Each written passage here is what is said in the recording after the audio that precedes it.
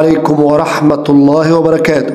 طلاب الأعزاء، طلاب الصف الأول الثانوي، الفصل الدراسي الثاني 2025 مع بعض مع امتحان آخر. طبعا أنا عمال أكثف لكم الامتحانات، طبعا دي إن شاء الله يفيدك في الامتحان القادم بتاع شهر إبريل يوم 27 إبريل إن شاء الله، بعد تأجيله بسبب مناسبة أعياد طبعا إخواننا الأقباط. وطبعا إن شاء الله يفيدكم في امتحان آخر العام. اللهم صل على سيدنا محمد صلى الله عليه وسلم. ربنا افتح بيننا وبين قومنا بالحق وأنت خير الفاتحين. اللهم ارزقنا الحكمة وفصل الخطاب. بسم الله بسم الله بسم الله. طبعا ما تنسوش طبعا تشتركوا في قناة نسر اللغة العربية، قناة مستر محمد سمير، وطبعا تبقى هي القناة الأولى لكم إن شاء الله، وتبقى الأولى على الجمهورية بكم بإذن الله. اقرأ ثم أجب. السؤال الأولاني إبريل 2025 فصل الدراسي الثاني الصف الأول الثانوي.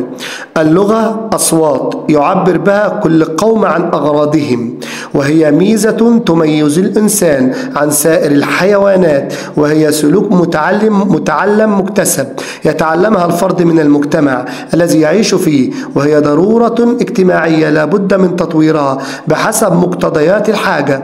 فالإنسان محتاج إلى غيره من أبناء جنسه، لا يستطيع أن يستقل بحياته من معاش وغذاء ومسكن، فالإنسان اجتماعي بطبعه، وهذا الاجتماع بين الناس لا يتم فيه التعاون إلا بوسيلة تمكن كل واحد منهم من معرفة ما في نفس الآخر، وهذه الوسيلة هي اللغة. واللغة أساس كل أنواع النشاطات الثقافية والاجتماعية، وهي أقوى الروابط بين أعضاء المجتمع، وهي في الوقت نفسه رمز إلى حياتهم المشتركة وضمان لها. من مقال بعنوان مبنى مقالة اللغة العربية، جمعية حماية اللغة العربية. طبعا من خلال اللي هو المقال، السؤال الأولاني: ميز من قراءتك للمقال مضاد تطوير. واحد بيطور عكسها جمود، خلاص؟ طبعا تخلف وعكسها تقدم، ضعف قوة، رجوع، ذهاب. لكن جمود تطوير. برافو عليكم. ركز ابني وبنتي طالبة الصف الأول الثانوي، ربنا يبارك في حضرتك. السؤال الثاني: استخلص من خلال فهمك للمقالة الفكرة العامة. طبعا مفهوم اللغة وأهميتها، بيتكلم عن اللغة وأهميتها، مش محتاج كلام. السؤال الثالث: يتميز الإنسان عن سائر المخلوقات بإيه؟ باللغة. طبعا هي اللغة اللي بتميز أي إنسان عن أي حاجة تانية. السؤال الرابع: طبقا لما ورد في العبارة السابقة، أقوى الروابط بين أعضاء المجتمع كافة هي اللغة المشتركة. يا جماعة ربنا يبارك فيكم، اللغة العربية لغة القرآن الكريم، لغة فيها سحر وبيان يهتز لها كل وجدان، لغة أهل الجنة، لغة النبي العدنان محمد صلى الله عليه وسلم، لغتنا وأجدادنا يا جماعة. فلازم أن أنت تحترمها وتقدرها وتبقى متفوق فيها، لأن طبعا بقوة لغتك تكون قوي، بضعف لغتك تنهار، وطبعا تكون أنت دولة ضعيفة. استخلص في ضوء فهمك للقطعة المفهوم الذي يبين المقصود باللغة. طبعا هي أصوات يعبر بها كل قوم عن أغراضهم، زي ما أنت شايف كده. السؤال السادس: ميز من خلال قراءتك للقطعة السابقة أساس كل أنواع النشاطات الثقافية والاجتماعية. طبعا أساس كل أنواع النشاطات الثقافية والاجتماعية هو اللغة.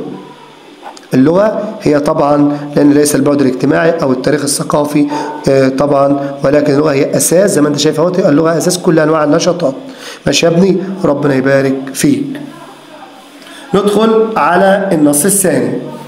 من نتائج الحضارة الحديثة وآثار التعليم الشامل الموحد ظهور ما يسمونه الرأي العام، أي شعور الجماعة نحو موقف من المواقف وقرارها إزاء مسألة من المسائل، وهذا الشعور وهذا القرار ينبعان فجأة وفي الوقت عينه، كأنهما خارجان من قلب واحد وعقل واحد، لكأن هذا الرأي العام إذن كائن مستقل يخلق ويحبو وينمو إلى أن يصبح قوة ناضجة وحركة موجهة تؤثر في الدولة والمجتمع، ويحسب لها الحكام والمحكومون ألف حساب. إنه يوجد كلما وجدت التربة التربة الصالحة لظهوره، وهذه التربة الصالحة هي الأمة الموحدة في جنسها وعقائدها وتقاليدها وآمالها وأهدافها. إنه يربى كما يربى كل طفل صغير بالتعليم الشامل الواحد الذي يكون العقلية الواحدة بهذا النوع من التعليم يشب الرأي العام. من مقال لرائد المسرح العربي توفيق الحكيم، طبعا رجل عظيم جدا وأديب عالمي من الأدباء المصريين العظام. يا جماعة ميز من المقال معنى كلمة إيذاء بمعنى تجاه، من خلال إزاء معناها تجاوية ظرف من ظروف المكان. السؤال الثاني، استنتج العنوان الأنسب للمقال هو مفهوم الرأي العام. كله بيتكلم عن الرأي العام. من نتائج التعليم الموحد ظهور الرأي العام، ظهور الرأي العام. علاقة إنه يوجد، طبعا إنه يوجد كلما وجد، طبعا دي توضيح بيوضح.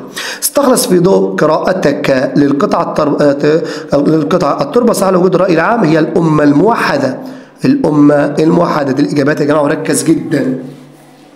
سؤال رقم 12، وجاء من بعدهم سادة عبس وفيهم عمارة بن زياد، وكان عنترة يلقاهم باسما ويحييهم وهو متحرك الشؤون وكانوا ينظرون إليه في عجب. أذاك هو عنترة، وكان النساء والفتاة يقبلن عليه ضاحكات يرحبن به ويرفعن أيديهن إليه إلى نحورهن يلمسن العقود المتلالة التي بعث بها إليه ويلوحن بمعاصمهن ليظهرن الأساور التي أخذناها منه هدايا. حدد دور عنترة في تغيير مجرى الأحداث بعد قدومه من الحيرة. طبعا دور عنترة في تغيير طبعا عدول عبلة عن زوجها من عمار. السؤال بعد كده، اقرأ ثم أجب. قال أبو العلاء المعري، ركز يا ابني ربنا يبارك فيك. ألا في سبيل المجد ما أنا فاعل عفاف وإقدام وحزم ونائل، تعد ذنوبي عند قوم كثيرة ولا ذنب لي إلا العلا والفواضل، وقد صار ذكري في البلاد فمن لهم بإخفاء شمس ضوءها متكامل، وإني وإن كنت الأخير زمانه لآت بما لم تستطيعه الأوائل. الله عليك يا أبو العلاء معري، الله عليك يا نجم. بتعليق طبعا المعلق الله يمسيه بالخير اللي هو مدحت شلبي. سؤال 13، حدد مما يلي مضاد إقدام. واحد يقدم والتاني يحجم. إحجام سهل، إحجام تندرج تحت غرض الفخر، وإني وإن كنت الأخير زمانه لآتي بما لم تستطعه الأوائل، يبقى الفخر.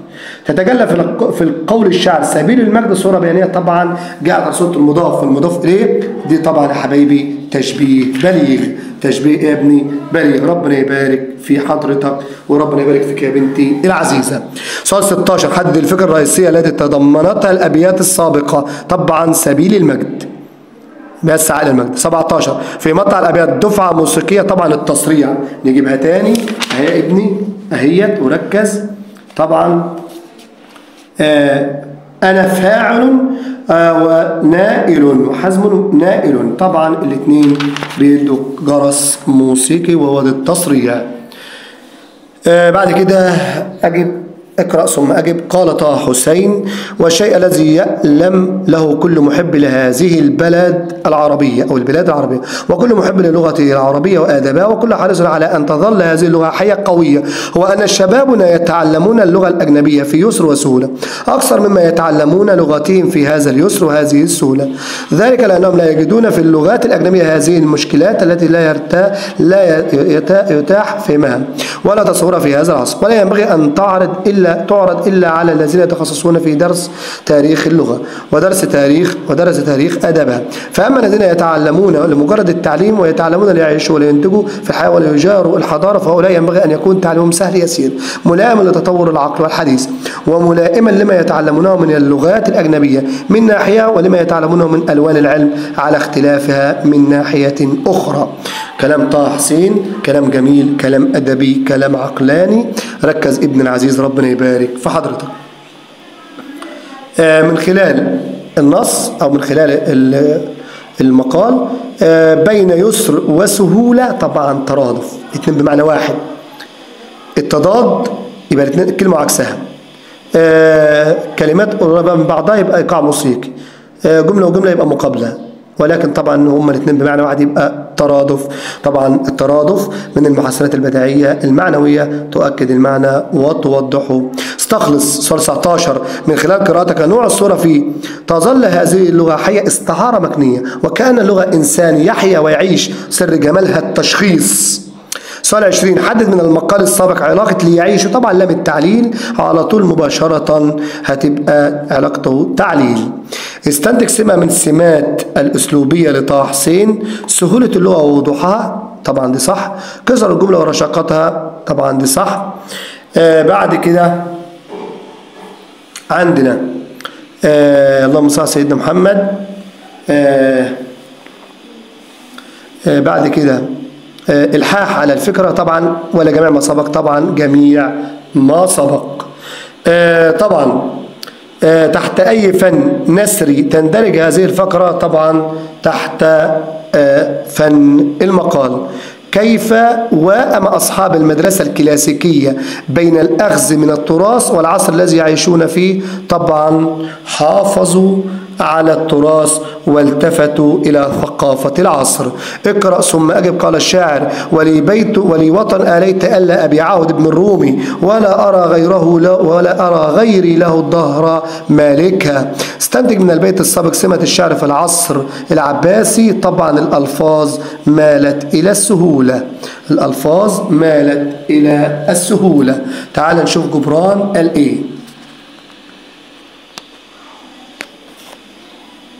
طبعا ليس في الغابات حزن لا ولا فيها هموم، فإذا هب نسيم لم تلجئ معه السموم. ليس حزن النفس إلا ظل هم لا يدوم، وغيوم النفس تبدو من ثناياها النجوم. حدد نوع الأسلوب في البيت الثالث. أسلوب قصر. ليس حزن النفس إلا، طبعا وسيلة النفي والاستثناء. نفي ليس واستثناء بإلا. بين اللون البياني في قول الشاعر: غيوم النفس تشبيه بليغ على صورة المضاف والمضاف إليه. للطالبات أولات الخلق مواهب عال شأنها. أولات طالبات أولات، طبعا نعت مجرور بالكسرة لأنه ملحق بجمع المؤنث السالم. الكبرى مثناها الكبريان. الكبريان حبيبي ركز.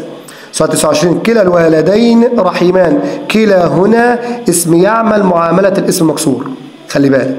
ما يهنأ بالحياة غير نقط، غير ذي، لأن طبعا الأسماء الخمسة بترفع بالواو، تنصب بالألف، تجر بالياء، وطبعا هنا جاي بعد غير هيبقى مضاف إليه مجرور، طبعا مجرور بالإيه؟